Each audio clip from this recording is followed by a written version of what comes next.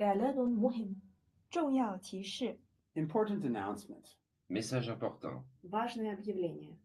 Annuncio importante. يرجى من المتحدثين الكرام إلقاء بياناتهم بسرعة معقولة لضمان ترجمة فورية وافية وعالية الجودة. 为了帮助口译准确完整传递发言信息，请代表发言时语速不要过快。 Speakers are kindly reminded to deliver their statements at a reasonable pace to ensure complete and quality interpretation. Il est rappelé aux orateurs qu'ils doivent présenter leur déclaration à un rythme raisonnable afin de garantir une interprétation complète et de qualité. Напоминаем ораторам, что для того, чтобы устный перевод был полным и качественным, необходимо выступать в умеренном темпе. Se ruega a los oradores que pronuncien sus declaraciones a un ritmo razonable para garantizar una interpretación íntegra y de calidad.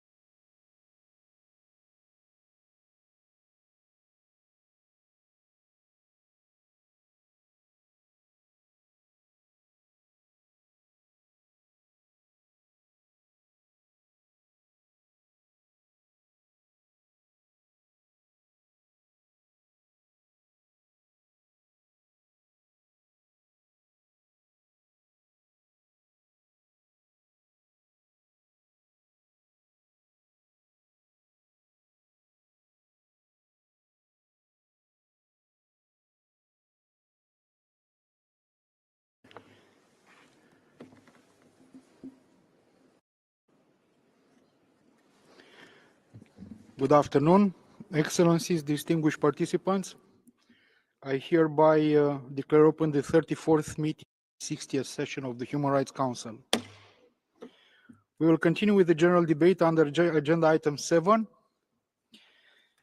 and with the list of national human rights institutions and the non-governmental organizations.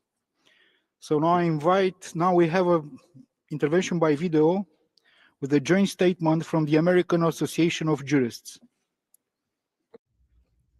We have witnessed the indiscriminate attacks by Israel against the civilian population in Gaza, the West Bank, including East Jerusalem, attacks on Palestinian refugees, forced displacement, destruction of hospitals and schools, barriers to humanitarian assistance, lack of food, water, medicine, and death in Gaza. Over 65,000 have died.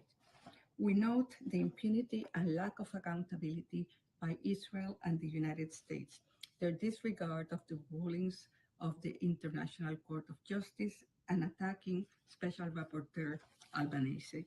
We are concerned about the criminalization by Israel and the United States of Palestinians NGOs providing information to the International Criminal Court. The United States government must stop its military and financial support of Israel. The nature of the attacks in Gaza, bombardments of residential neighborhoods, and starvation of civilians is genocide, according to the Convention on the Prevention and Punishment of the Crime of Genocide. You must protect the right to self-determination of the Palestinian people. We request the Council to demand an immediate, unconditional, and permanent ceasefire in Gaza and lifting of all restrictions of humanitarian aid. Thank you for your attention. Now I invite for a joint statement the representative of the International Organization for the Elimination of All Forms of Racial Discrimination, please. Thank you. What's happening in Gaza is neither a conflict nor complicated. It is a genocide, and the world is watching it in real time. The injustice Palestinians face did not start 2 years, but 78 years ago. What's the point of recognizing a state that's soon to be gone? while military support continues to fuel the occupation. It is shameful that those providing Israel cover to weapons and words are seated among us today. How many red lines must be crossed before plain truth is spoken and effective measures are taken? And to the governments that proclaim never again as a moral compass, that pledge must apply to all, or just empty words. Children are starving, families are burning, hospitals are rubble. Yet we debate, we hesitate, we justify. Recognition without action is theater. What matters is protection, accountability now. We therefore urge this Council and all Member States to enforce ICJ measures, hold military operation, stop arms, fuel, military transfers, enabling violations, facilitate large-scale humanitarian aid, support investigation and hold perpetrators accountable, sanction those complicit in these atrocities. Palestine is not waiting to be validated. Its people exist and insist on their freedom. Our role is not only to applaud late recognition, it is to stop the killing and uphold the law. Too often, the world acts only after it's too late. Act while there are still lives remain to be saved. Thank you. I thank you. Now we have an intervention by video from Amnesty International. Mr. President, in December 2024, Amnesty International concluded that Israel has committed acts prohibited under the Genocide Convention with intent to destroy Palestinians in Gaza. These acts include killing, causing serious physical and mental harm, and inflicting conditions of life calculated to bring about the group's physical destruction in whole or in part. Today, Israeli forces continue this genocide through a relentless assault on Gaza City. For nearly 2 years, Israel has repeatedly displaced thousands of Palestinians, destroyed vital infrastructure, and enforced an unlawful blockade causing unimaginable suffering. Pregnant women, breastfeeding mothers, and older women face impossible choices, feeding their starving children or themselves. The deadly mix of hunger and disease Israel has created is not collateral damage. It is the result of deliberate policies. States must act now to bring Israel's genocide to an end. They must implement the International Court of Justice provisional measures to end Israel's unlawful blockade, reach a sustained ceasefire, and stop the offensive on Gaza City. All states must immediately impose a comprehensive arms embargo on Israel and support the International Criminal Court by blocking and mitigating US sanctions and enforcing arrest warrants. Time is running out, not only for Palestinians, but for our shared humanity. Thank you, Mr. President. Now I invite the representative of Human Rights Watch. Thank you, Vice President. Today, Israeli authorities are escalating their assault on Gaza City, where the world's foremost experts on food insecurity in August declared a famine caused by Israel's mass starvation strategy. The rigorous Commission of Inquiry report underscores the growing consensus around the ongoing atrocity in Israel's genocidal campaign in Gaza. Israel's actions in Gaza should have long ago triggered the duty to prevent under the Genocide Convention. But as we pass the deadline for Israel to comply with the 2024 International Court of Justice opinion, which Israel has failed to comply with, governments across the globe have failed to act decisively, effectively giving Israel the green light to proceed with announced plans to demolish what remains of Gaza's civilian infrastructure and to further displace Palestinians. Some states have recently recognised the state of Palestine, but it risks being an empty gesture if states continue to allow trade with illegal Israeli settlements and fail to prevent the extermination and ethnic cleansing of Palestinians. States should urgently impose an arms embargo on Israel and targeted sanctions on Israeli officials responsible for ongoing grave abuses, suspend preferential trade agreements with Israel and condemn US sanctions against ICC officials, the Special Rapporteur and Palestinian human rights groups. States should also use the UN database of businesses facilitating Israeli settlements in the OPT to prevent businesses located in their countries from contributing to grave violations of Palestinian rights. States have all the tools they need. Now is the time to act. Thank you. Thank you. Now we have an intervention by video for a joint statement from Al-Haq Law in Service of Man. President, no meaningful discussion on the human rights situation in Palestine can take place without recognition of the fact that the Palestinian people's inalienable right to self-determination is a prerequisite for the full realization of all other human rights guaranteed to all peoples under international law. As a direct result of Israel's genocidal settler colonial apartheid regime, protracted unlawful occupation, and annexation of large swathes of Palestine's territory, The Palestinian people's right to self-determination, a foundational principle of international law with jus cogens status, has been systematically obstructed. The Palestinian people have been systematically fragmented and denied their right of return, as Israel entrenches its illegal presence and control of the Palestinian people on both sides of the Green Line in a continuing Nakba. The denial of this absolute right has had far-reaching consequences, stripping the Palestinian people of autonomy and ability to govern their own affairs and control their resources and establish institutions that reflect and protect their collective identity and aspirations.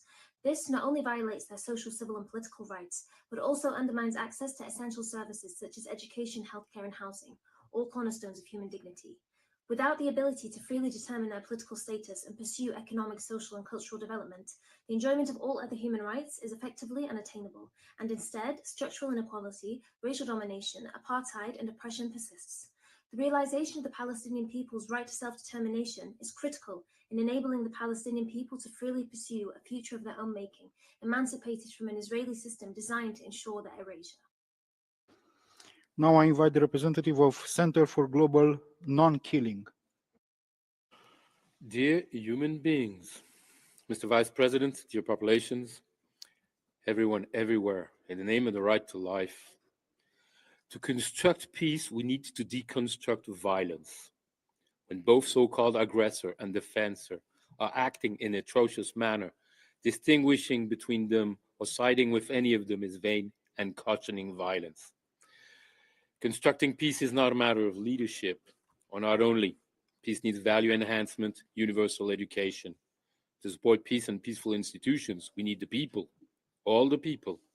Establishing peace requires comprehensive infrastructures manned by peace-oriented persons equipped with effective and preventive policies with universal peaceful settlement of disputes mechanisms.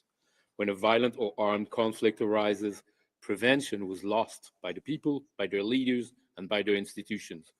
To conclude, we recall that the right to life and to a good life, the non-killing principle, are universal. We wish to all the people of both Palestine and Israel, the wisdom, the heartfulness, the calm and refrain, the non-violent force needed to overcome their difficulties, to bring peace to themselves and therefore some to the rest of the world. There is a right to life and there is a right to peace. Thank you, Mr. Vice President. I thank you. Now I invite the representative of United Nations Watch. Mr. Chair, we meet today under the Council's only agenda item targeting a specific country, Israel. No other country in the world, not even the dictatorships nor the state sponsors of terror that just took the floor, has its own agenda item, only Israel. And as we just heard, they do not speak of peace. They come only to scapegoat and demonize the Jewish state. That is why when this item was created, even the UN Secretary General denounced it. On June 20, 2007, Ban Ki-moon said he was disappointed at the Council's decision to single out Israel, given, as he put it, the range and scope of human rights violations throughout the world. Indeed, if this Council truly cares about universal rights, why is there no agenda item on China, which denies basic human rights to 1.5 billion of its own people? Why no item on the Islamic Republic in Iran, which beats women for showing their hair? Why none on Syria, where 500,000 were slaughtered? Why none on North Korea, which runs political prison camps and starves its own people? Why none on Russia, which poisons dissidents and bombs innocents in Ukraine? Why none on the Cuban police state, which holds 1,000 political prisoners? Distinguished delegates, Please hold this on. agenda item... Hold on, please. There is a point of order. Please, I invite the representative of Cuba. Gracias. Thank you very much, Vice President. I take the floor on a point of order regarding the reference to the General Assembly. The provisions of Resolution 96/31 of ECOSOC regarding participation of NGOs in the United Nations system should be respected in the Human Rights Council. It is not admissible to hear such conduct or disrespectful language from any of the participating speakers, which hinders the functioning of this council. The speaker must adhere to language which corresponds to the item under discussion. Thank you.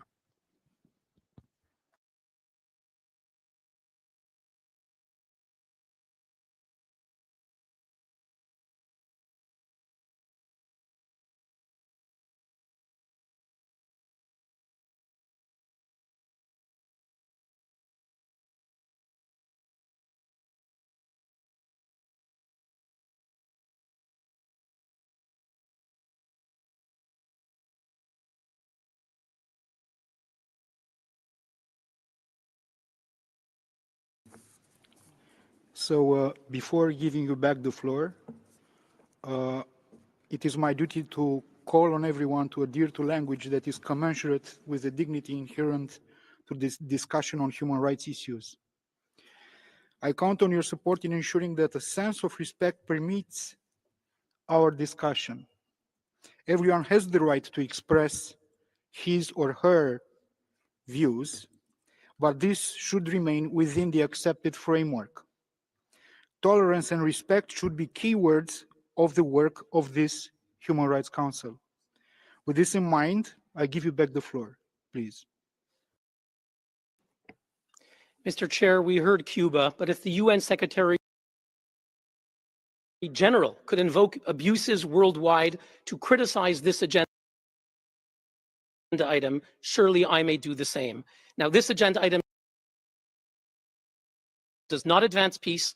The UN was founded on universal standards. When applied so selectively, turned into weapons of discrimination, they cease to become standards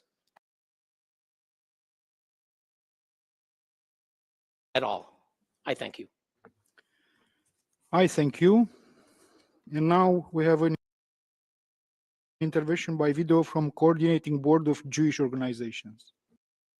50 years ago, the UN reached its lowest point when the General Assembly voted to single out the Jewish People's Independence Movement for tarring as racist, though that infamous resolution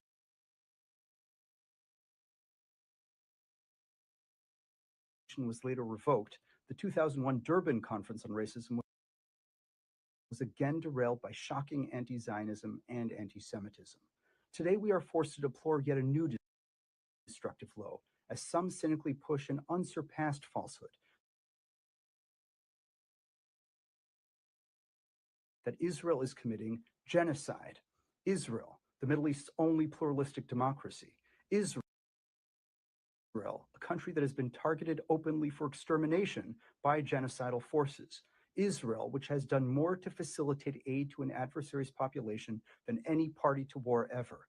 Israel, which despite its military strength and the human shield tactics of its enemies, has killed fewer Arabs in nearly 80 years than Iranian and Arab forces repeatedly have in 8. Mr. President, 2025 marks another anniversary. 20 years ago, a right-leaning Israeli prime minister completely pulled his country out of Gaza, including every soldier and settlement. His predecessor and successor offered Palestinians statehood and nearly all the territory they demand. But Palestinian leaders and terrorists backed by Iran seeking nuclear weapons yet again torpedoed peace. Decades of defaming Israel and echoing extremists' claims have not helped Palestinians. Rewarding Palestinian terrorism now will not incentivize progress or finally release Hamas's hostages. Thank you. Now we have another intervention by video from the Palestinian Initiative for the Promotion of Global Dialogue and Democracy. President, this council meets once again as Israel's ongoing genocide devastates the Gaza Strip. Palestinian women face intersecting forms of violence that cannot be viewed in isolation. Starvation, sexual and gender-based violence, and reproductive violence converge as mutually reinforcing crimes.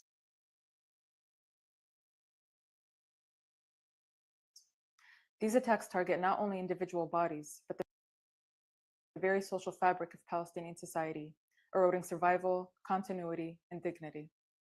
In the occupied West Bank, Israel and its state-backed settlers continue annexing land while sealing off Palestinian villages and towns with over 900 gates and checkpoints. Just last week, Israel closed the West Bank's only border crossing for days, trapping Palestinians not only within their own cities, but within their own homeland. Instead of taking concrete measures to end Israel's genocide and decades of military occupation, many states limit their response to symbolic recognition of a Palestinian state. While such recognition is welcome, absent of real accountability, it risks becoming a substitute for action, allowing states to evade their legal and moral responsibilities to impose sanctions, arms embargoes, or accountability mechanisms against Israel. We therefore urge states to act with courage, to end Israel's impunity, to center the Palestinian people's right of return, freedom, and dignity, and above all, to demand an immediate end to the genocide. Thank you. Now we have another intervention by video from Minority Rights Group. President, what is happening in Palestine is not only the destruction of life, but the destruction of memory. Palestine's minorities are not spared. Gaza's Christian community, once 2,000 strong, is now only a few hundreds. St. Porphyrius Church, a place of sanctuary, was struck, killing civilians within its sacred walls. In the West Bank, settler violence has reached record highs. Children are attacked on their way to school. Olive groves burned, infrastructure destroyed. Bedouin families face repeated demolitions, their homes, water tanks, and schools erased. Mr. President, what we are witnessing is more than physical destruction. It is the attempt to erase the memory of a rich and diverse community. When schools, libraries, churches, mosques, and olive groves are destroyed, it is not only the present that is attacked, it is the continuity of history itself. And when memory is erased, a community dies twice. This is not accidental, it is systematic. The question before us is stark. Will we act to preserve Palestine and its memory, or will we stand by and through inaction become participants in its erasure? Okay, now we have another intervention by video from the Partners for Transparency.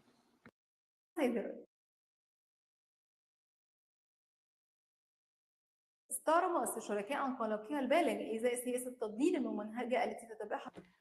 Mr. President, we are concerned by the disinformation campaign conducted by Israel against the attacks against the Palestinian peoples. There is collective punishment and destruction of the infrastructure, and this demonstrates that the crime of genocide and the crimes against humanity are being committed. There are 12 million posts on social media, and this is part of the disinformation campaign. The aim is to depict Palestinian civilians as terrorists in order to cover up the humanitarian harm. There are thousands of women and children who have suffered. There is, in addition, a campaign to question the credibility of humanitarian organizations as well as journalists, which constitutes an attempt to remove witnesses. The international community should put an end to this disinformation campaign, and efforts must be stepped up in order to ensure that the truth is clear and that there is accountability in relation to the crimes against the Palestinian people. Thank you. Now I invite the representative of Associazione Comunità Papa Giovanni Ventresimo.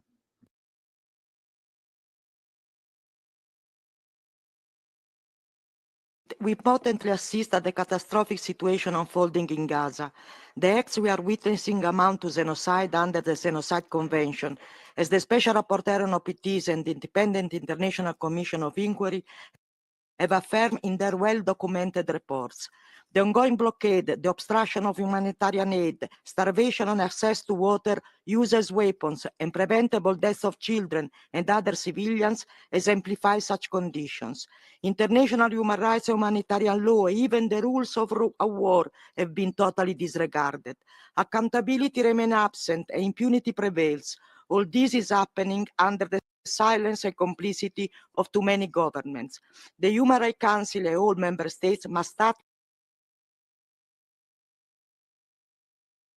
with urgency. We call for an immediate and conditional ceasefire, access for humanitarian aid in Gaza, the prompt and conditional recognition of the State of Palestine, Hamas to release all hostages, Israel to stop illegal occupation in the West Bank. States should hold all trade agreements involving Israel companies in the OPTs and the selling of weapons. Full support of the international ICJ and the ICC investigations. The establishment of credible international accountability mechanism. Moreover, we urge the Council to condemn and act against US sanctions targeting Ms. Francesca Albanese and some members of the ICC court. Such measures undermine their independence and obstruct accountability efforts. Thank you. Thank you. Now we have an intervention by video from Badil Resource Center for Palestinian Residency and Refugee Rights. President, we have witnessed 2 years of unabated Israeli genocide, confirmed by UN special procedures and others. By failing to impose sanctions, their minimum obligation, states have enabled the Israeli regime in its genocide and multiple international crimes. By supplying weapons and parts, states are also complicit in genocide. By defunding UNRWA, failing to confront the banning of its operations and to protect its employees and premises, allowing the continuation of the Gaza Humanitarian Foundation, and failing to ensure the delivery of aid, states are complicit in the weaponization of aid, famine, forced displacement, and genocide. The obligation to prevent and stop genocide is binding on all states, individually and collectively. The obligation cannot be replaced by recognition or declarations, nor can it be excused by lack of consensus or majority. Imposing sanctions does not require the approval of the UN Security Council, nor a provision by the International Court of Justice. The imposition of political, economic, and military sanctions is not a hostile act, but the legal responsibility of each and every state, and the most effective measure to stop Israeli genocide and international crimes. Thank you. Okay, that was the last speaker we are able to accommodate during this session. With this, we have concluded the general debate under agenda item 7. Now, Excellencies, distinguished colleagues, I understand that a certain delegation has requested to exercise the right of reply in relation to statements made under agenda item 7. So I give the floor to the distinguished representative of Cuba. Sir, you have 3 minutes.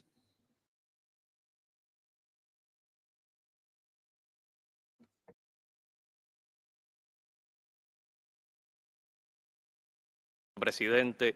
Thank you, Vice President. Our delegation will exercise its right to reply, to respond to the false comments regarding our country made by UN Watch. UN Watch is claiming to pass off as a legitimate NGO before this council, but it's not tricking anybody. We all are perfectly well aware that this is a lobby group of the Israeli regime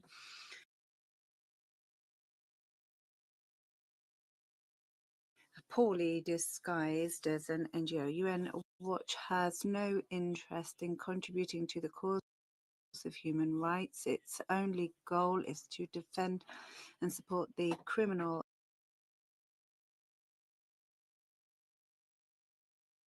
Zionist practices and attacking those like Cuba who seek to defend the legitimate rights of the Palestinian people is wasting the time of this organization if it believes that by attacking Cuba, it will manage to silence our firm voice speaking out in solidarity and in support with Palestine.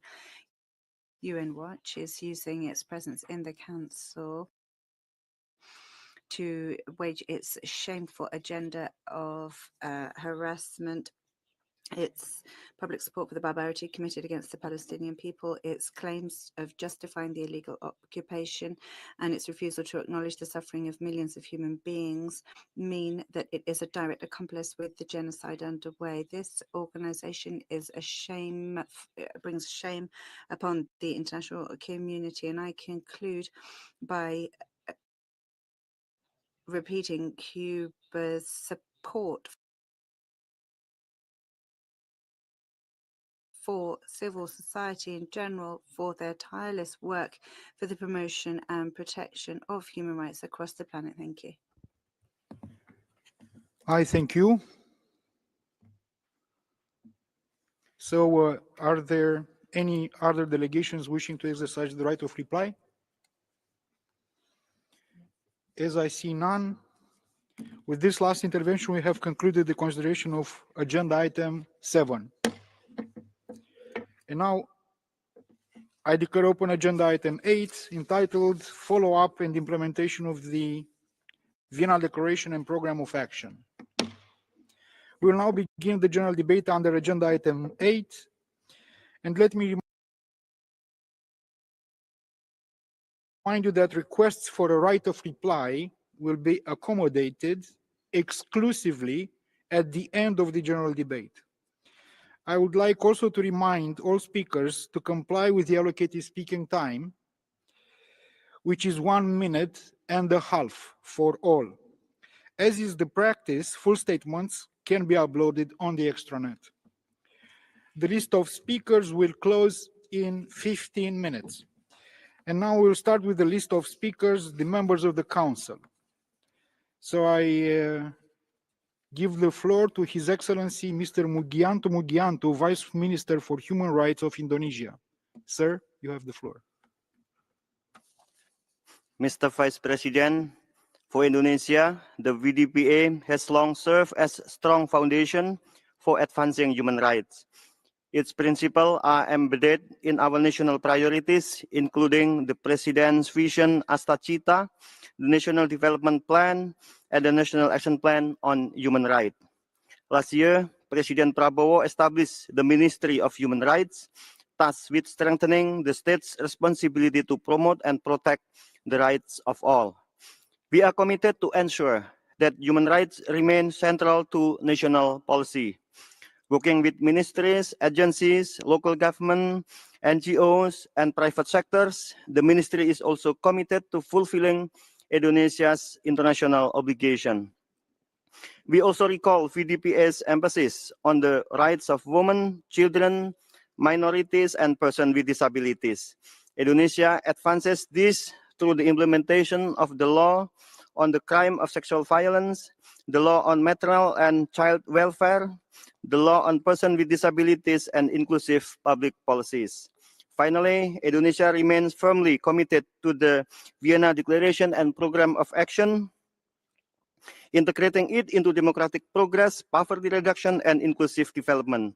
We stand ready to work in partnership with all to ensure the full realization of universal human rights for everyone, everywhere. Thank you, Mr. President. I thank His Excellency. Now I invite the representative of Ukraine to speak on behalf of a group of countries, please. This statement is delivered on behalf of 45 states. We recall the Vienna Declaration and Program of Action, stressing the need to protect human rights under occupation and uphold international law. These principles were reaffirmed at the 5th International Crimea Platform Summit on 24 September 2025 in New York. We reiterate support for Ukraine's sovereignty, independence, unity, and territorial integrity within internationally recognized borders, including territorial waters violated by Russia's war of aggression. No territorial acquisition by force shall be recognized. We condemn Russia's aggression against Ukraine and the use of Crimea for subsequent attempted annexation of the Kherson, Zaporizhia, Donetsk, and Luhansk Oblast. We denounce widespread and systematic violations of human rights law and international humanitarian law perpetrated by Russian occupying authorities against residents of temporarily occupied territories of Ukraine, encompassing enforced disappearances, forcible transfers and deportations, arbitrary detentions, torture and sexual violence, forced conscription, filtering and discrimination against Ukrainians, the indigenous people, and persons of other ethnic and religious groups. We demand full withdrawal of Russia's military forces from Ukraine and cessation of hostilities.